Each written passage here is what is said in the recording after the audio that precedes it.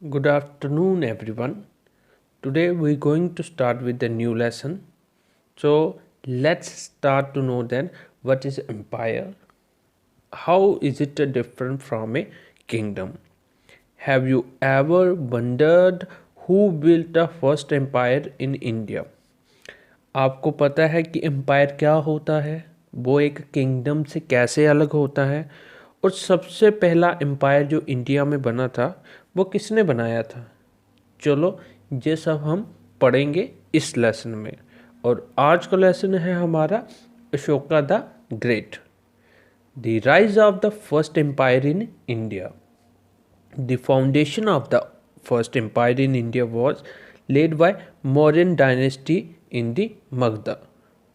The Mauryan dynasty had three great emperors, Chandragupta Maurya, Bindusara and Ashoka. Chandragupta Maurya laid the foundation of India's first empire in Magadha 320 BCE.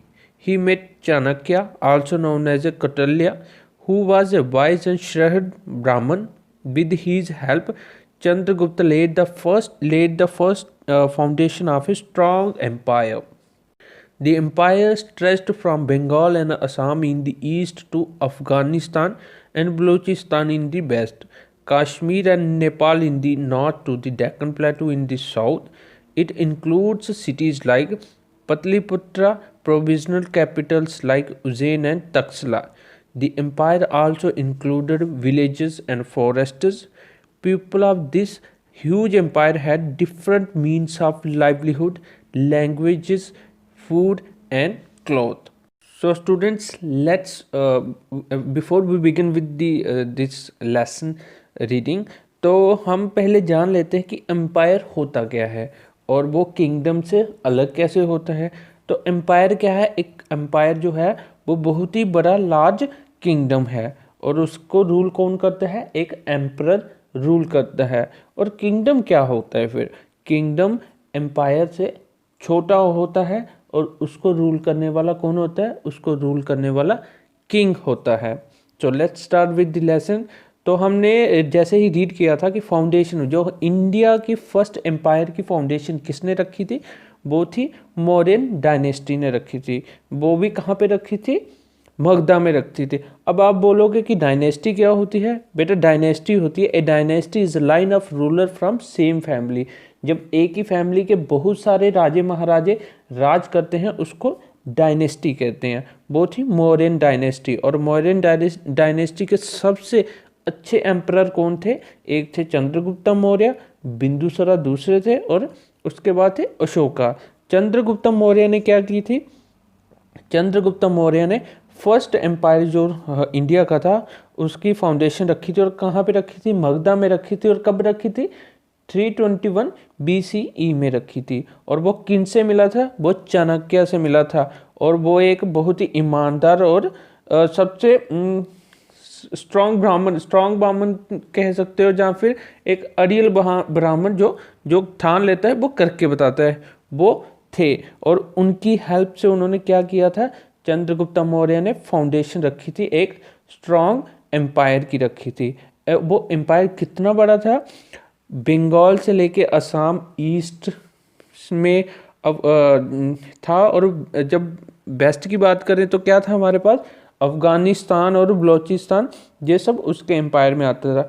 Kashmir हो गया, नेपाल हो गया, ये सब north में था। और डेक्कन प्लेटू जो है वो साउथ में था इसके एम्पायर के अंदर। इतना बड़ा ये साम्राज्य। हाँ, इसमें कौन कौन सी बड़ी बड़ी सिटीज़ थी?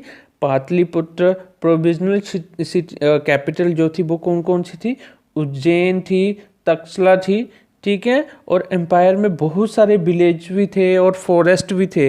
और वहाँ के लोग इतने बड़े एम्पायर में लोगों का रहन सहन और खान पीन भी अलग अलग तरीके का था। बोली अलग थी, खाना और कपड़े पहनना सबका अलग अलग तरीका था पहनने का और बोलने का।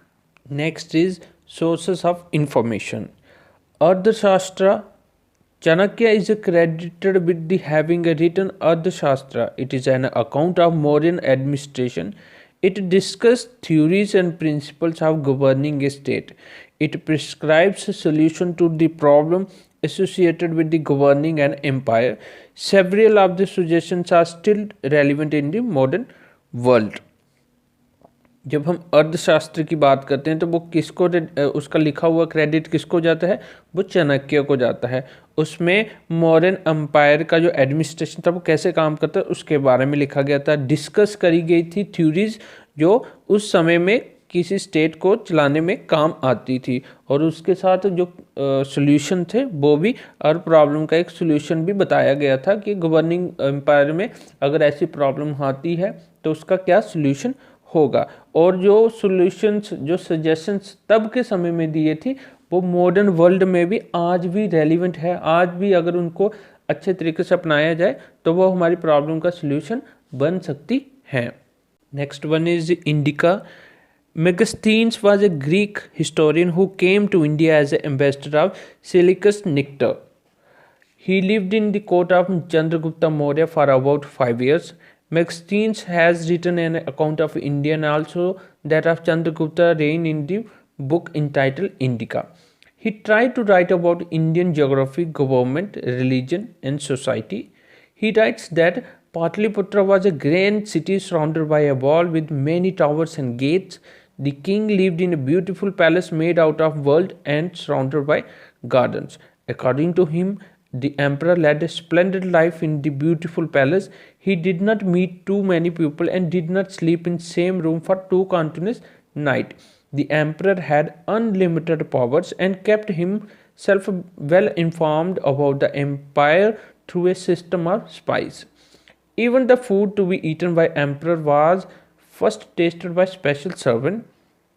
The emperor went out of the palace in a grand procession and under strict security. He sat on a gold platinum. The elephant was beautifully decorated with gold and silver. Megasthenes has also written about the prosperity of people. He writes the Indian dressed in a bright and rich color. They liberally used ornament and precious gems.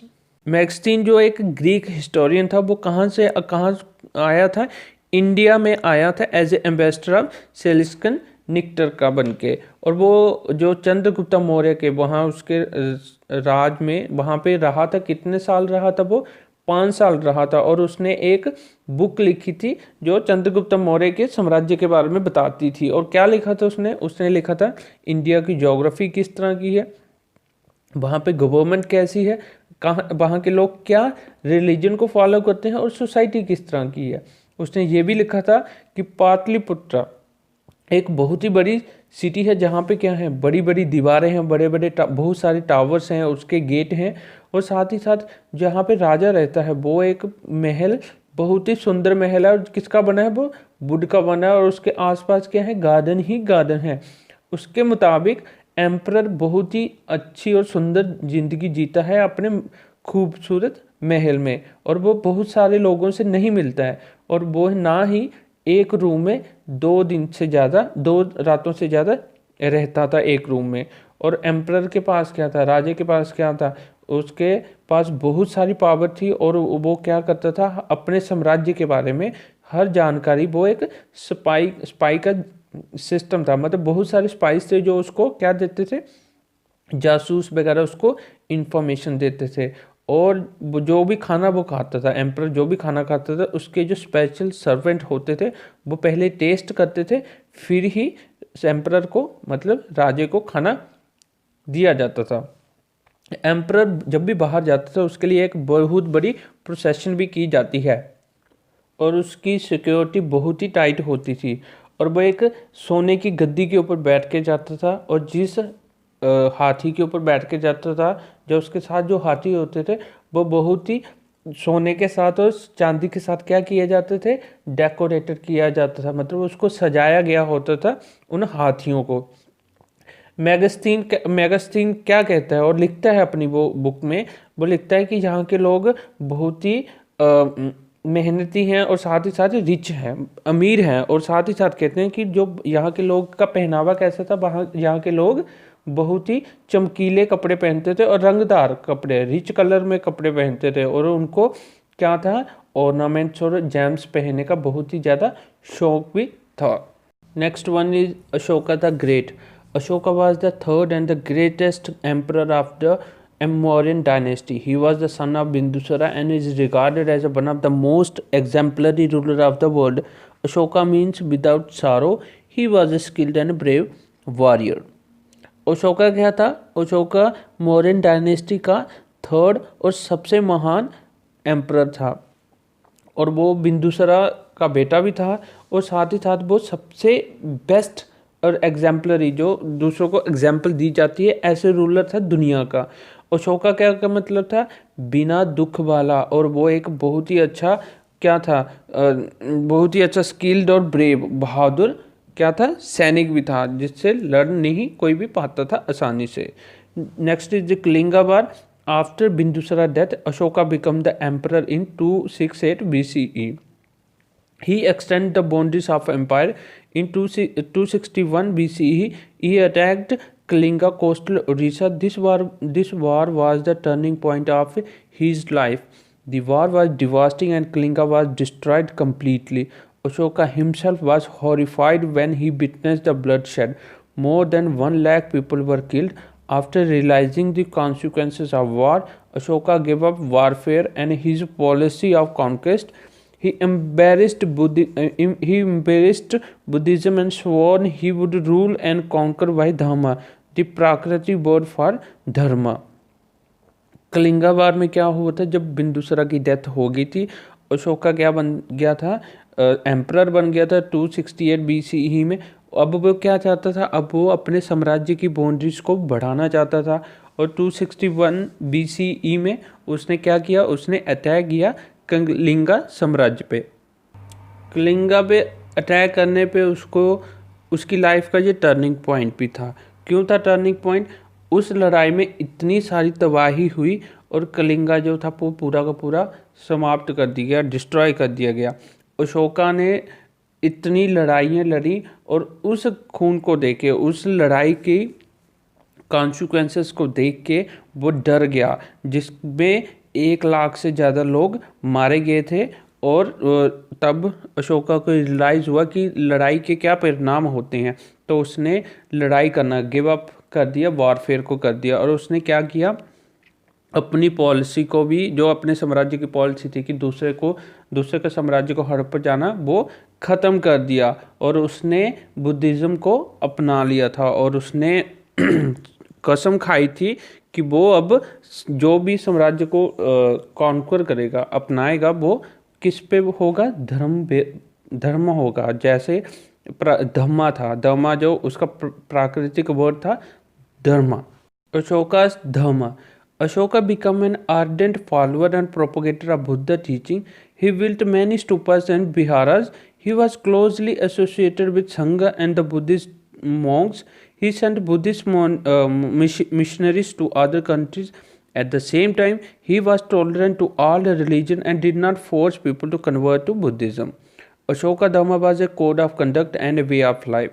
He used all his power and resources to spread the Buddha teaching. He wanted to rule his empire by Dharma. He told his officials to be kind and tolerant toward the people. He appointed special officials called Dharma Mahamantris to see the welfare of the people. Ahimsa, non-violence, is an important feature of Ashoka Dharma. He was against unnecessary massacre of people.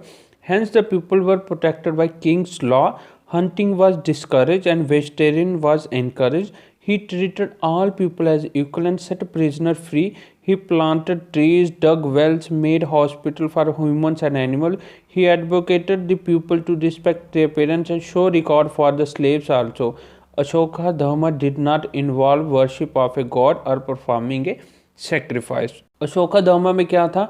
एक तो वो follower बन गया और Buddhism teachings को वो बढ़ाने लग पड़ा, उसको प्रोपोगेट करने लग पड़ा। उसने बहुत से स्टूपास और बिहारस बनाए और साथ ही साथ क्या किया? उसने संघा को भी ज्वाइन किया था। तो बुद्धिस्ट मॉक के साथ उसका उठना बैठना हो गया था। बुद्धिस्ट मिशनरी जो दूर दूर जाते थे उनको वो अब बहुत सारे अलग अलग देशों में भेजने लग पड़ा। और साथ ही साथ वो बाकी सभी धर्मों को क्या करता था? टॉलरेंट था, उनको जोर ज़बरदस्ती नहीं करता था कि आप बुद्धिज़्म को ज्वाइन कर लो। अशोका का धर्म जो थे जो बुद्धिज्म के धर्म थे वो उनका एक कोड ऑफ कंडक्ट हो गया कि इस तरह का व्यवहार होना चाहिए अपनी ज़िंदगी में। उसने अपनी सारी की सारी पावर्स और रिसोर्सेस लगा दिए किसके लिए, बुद्धा की टीचिंग को स्प्रेड करने के लिए। और वो क्या चाहता था, वो अपना एम्पायर कैसे रूल करना चाहता था, धर्म के साथ रूल करना चाहता था। उसने अपने ऑफिशियल्स को कह दिया था कि काइंड रहो और दूसरों लोगों के प्रति टॉलरेंट रहो। और उसने स्पेशल ऑफिशियल भी अपॉइंटेड कर दिए थे जिनको आप धम्म महामंत्री भी कहते थे, जो लोगों के हितों का ख्याल रखते थे। अहिंसा जो नॉन वायलेंस है वो भी उसका एक फीचर था उसके अशोका के धम्मा का। और उसमें क्या था कि किसी के ऊपर भी जोर जबरदस्ती नहीं करनी चाहिए, किसी को बिना मतलब के मारना नहीं चाहिए। इसलिए जो लोगों को बचाने के लिए राजे ने बहुत सारे नियम कानून बना दिए थे। हंटिंग क्या थी, हंटिंग वर्जित थी, डिस्करेज की जाती थी और लोगों को बोला जाता था कि वेजिटेरियन अपनाएं, इनकरेज किया जाता था। वो सभी लोगों को एक तरह ही मानता था, सबको एक जैसा ट्रीटमेंट दिया जाता था। और जो प्रिजनर थे, जो जेल में बंद थे लोग, उनको रिहा कर दिया गया था। उसने प्लांट्स लगाए, पेड़ लगाए, कुएं खोदे और हॉस्पिटल भी बनाए, जानवरों के लिए भी और इंसानों के लिए भी।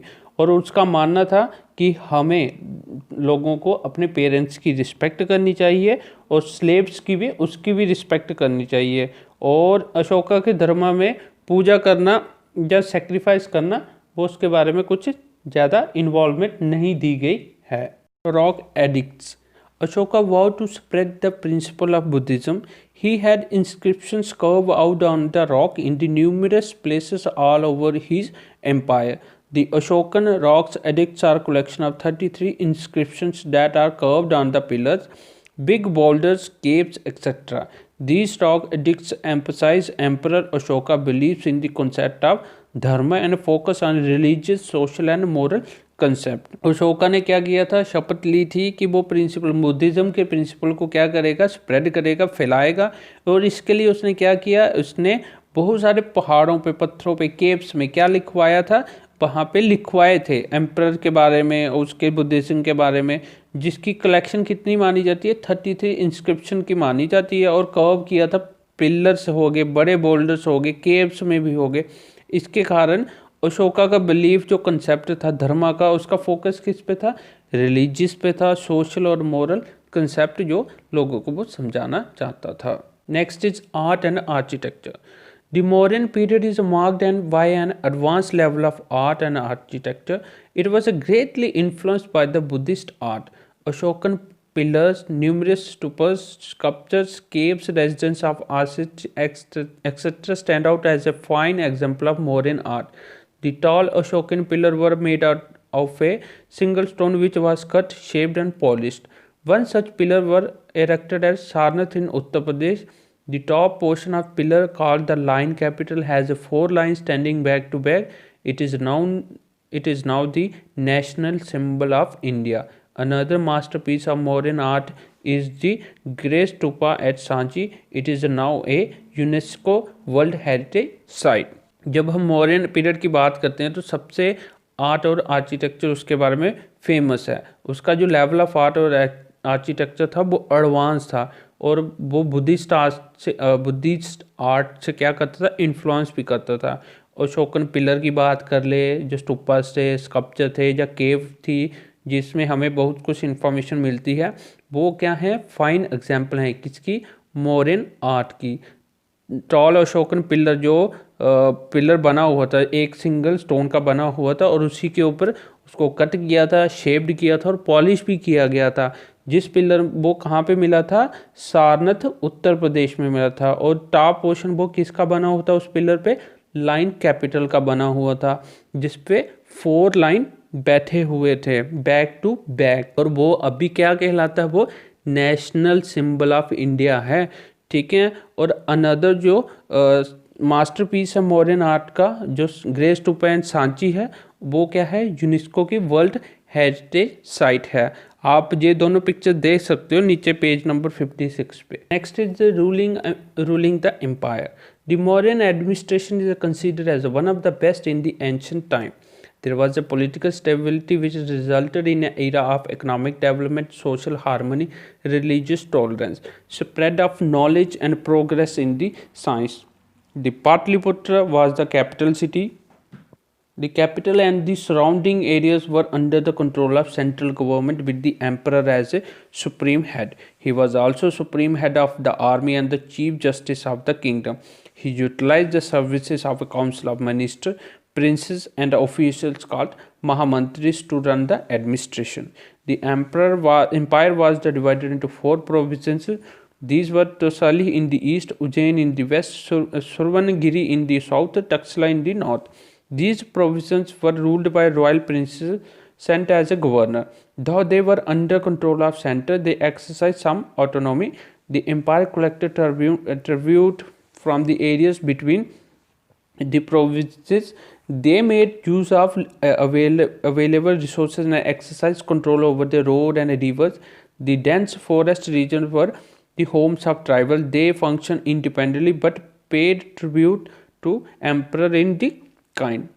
The Earth Shastra tells us that the land revenue was major source of income for the state. Special officers were appointed to collect tax. All farmers had to give a certain amount of crops grown as a tax. The people also paid sales tax, water tax. The tax collector enabled emperor to wield a strong empire. The system of justice was also organized. The emperor was strict and gave harsh punishment, so law and order prevailed in the empire. The Mauryan king maintained a large and well-equipped army. There was a developed spy system to keep a watch over the minister, provincial governor and other officials. The spies included women also. जब हम ruling empire की बात करते हैं, Mauryan administration की बात करते हैं, वो वन ऑफ द एंशियस्ट टाइम में है और पॉलिटिकल स्टेबिलिटी भी तब की अच्छी थी. वहाँ पे इकोनॉमिक डेवलपमेंट भी हो रहा था, सोशल हार्मनी भी थी, रिलीजियस के प्रति टॉलरेंस भी थी और नॉलेज जो थी वो स्प्रेड हो रही थी, प्रोग्रेस हो रही थी साइंस में भी. पाटलिपुत्र जो सबसे कैपिटल सिटी थी और सिटी जो जिसके आसपास क्या था, सेंट्रल गवर्नमेंट का ही राज था, मतलब राजे का राज ही था. एम्परर वहाँ पे होता था और साथ ही साथ जो आर्मी का और लीडर कौन होता था, सुप्रीम हेड भी वही होता था और चीफ जस्टिस जो किंगडम का था वो भी एम्परर ही होता था. उसके पास बहुत सारी सर्विसेज होती थी. वो काउंसिल ऑफ मिनिस्टर भी होता था, प्रिंसेस का भी और ऑफिशियल्स का भी, जिसको वो क्या करता था, महामंत्री के थ्रू वो पूरे एडमिनिस्ट्रेशन को चलाता था. एम्परर कितने पार्ट में डिवाइडेड था? एम्परर के 4 प्रोविंसेस थे. पहला Tosali in east, Ujjain in the west, Suvarnagiri in the south and Taxila in the north. और ये जो प्रोविंसेस होते थे इनको रूल कौन करते थे? इनको रॉयल प्रिंसेस रूल करते थे, जो कि वो एज ए गवर्नर होते थे. और साथ ही साथ ये सारा का सारा किसके अंडर आता था? ये सेंटर के अंडर आता था. और सेंटर की कुछ ऑटोनॉमी होती, उन लोगों को भी कुछ थोड़ी पावर्स दी जाती थी. एम्परर क्या करता था? एम्पर ट्रिब्यूट लेता था, उनसे पैसे लेता था बिटवीन प्रोविंसेस. और वो क्या करता था, जो भी रिसोर्सेज उनको दिए जाते थे वो उन्हीं से उन रोड्स पे क्या करते थे, काम करते थे.